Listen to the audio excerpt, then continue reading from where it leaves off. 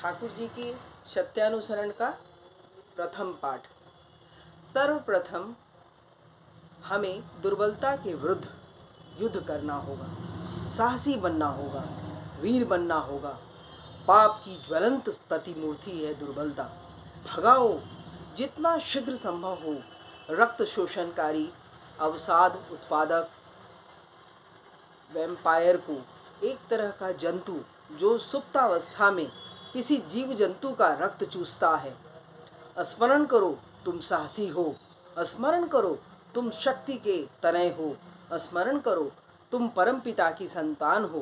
पहले साहसी बनो, अकपट बनो, तभी समझा जाएगा धर्म राज्य में प्रवेश करने का तुम्हारा अधिकार हुआ है। थोड़ी सी भी दुर्बलता रहने पर तुम ठीक ठीक अकपट नहीं हो सकोगे, और जब तक तुम्हारे मन मुख एक नहीं होते तब तक तुम्हारे अंदर की मलिनता दूर नहीं होगी।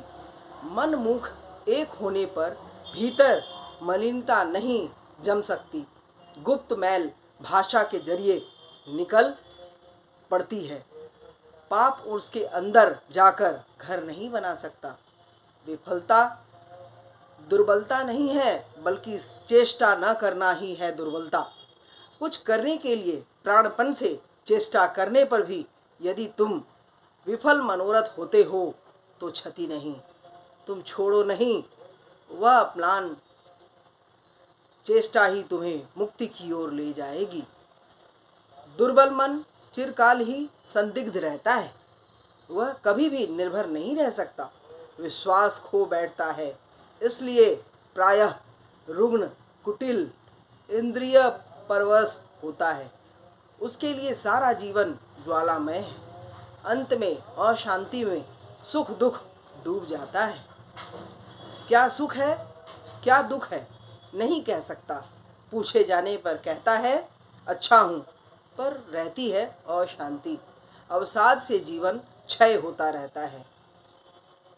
दुर्बल हृदय में प्रेम भक्ति का स्थान नहीं। दूसरे की दुर्दशा देख, दूसरे की व्यथा देख, दूसरे की मृत्यु देख, अपनी दुर्दशा व्यथा या मृत्यु की आशंका पर भग्न हो पड़ना, निराश होना या रोकर आकुल होना, ये सभी दुर्बलताएं हैं।